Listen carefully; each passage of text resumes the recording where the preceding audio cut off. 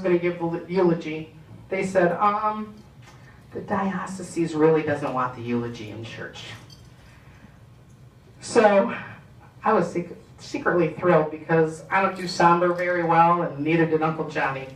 He made people feel good about themselves. Minette wrote that, and I think it summed it up for all of us, that when you were with him, he made you feel good. Oftentimes with humor. How many uncles call up their niece at 7:30 in the morning on a Sunday and say, "Are you alone?" And the next question is, "Are you sober?" He would laugh at his own jokes even if they weren't funny. He enjoyed laughing and hearing very good funny stories. He would get that twinkle in his eye and start laughing before anyone even finished the punchline. But more simply, he wanted to make everyone feel happy and feel good, and it was his way with humor. In his final days, he made us smile. Thanksgiving night, we go, he's having emergency brain surgery, and I don't know if even the family knows all of this. Scott, Robert, and I are at the hospital, and the priest was there, and he says the priest, the anesthesiologist is there, the pre-op nurses, and everyone, nobody else is in the whole area. And he says, "Hey, Father, are they Catholic?" And then the surgeon finally comes in, and Scott motions to Uncle Johnny because he doesn't have his cochlear implant in, so he can't hear a thing. And Scott shows him the Detroit Lions insignia on the surgeon's cell phone.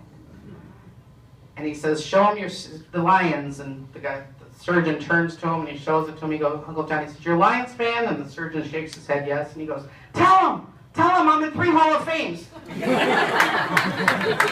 He's going under the knife and he's worried about what the doctor thinks. And the doctor turns to me and he goes, "Tell him I'm the surgeon for the Detroit Lions." And so I write it on the paper and I say, "He's a surgeon for the Detroit Lions." And Uncle Johnny goes, Yeah, but did you tell him I'm in 3 Hall of Fame?" Even after the surgery, and even after he got to hospice, or he was in hospice, he continued to humor us. Mary Jo and I go there Saturday with Robert was there, and he says to the nurse, "Yeah, these two are the Gold Dust twins." I have no clue who the Gold Dust twins. I'm picturing, big buxom blondes or something. I'm not going to share that with you now, but I want all of you to look up on Google who the Gold Dust twins are, and I think you'll find he was pretty humorous because he laughed at his own joke at that time.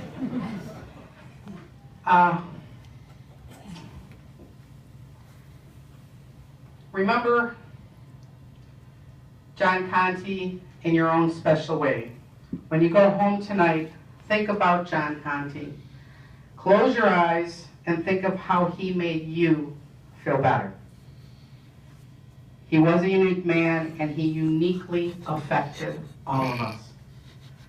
He affected your life, and he touched our hearts.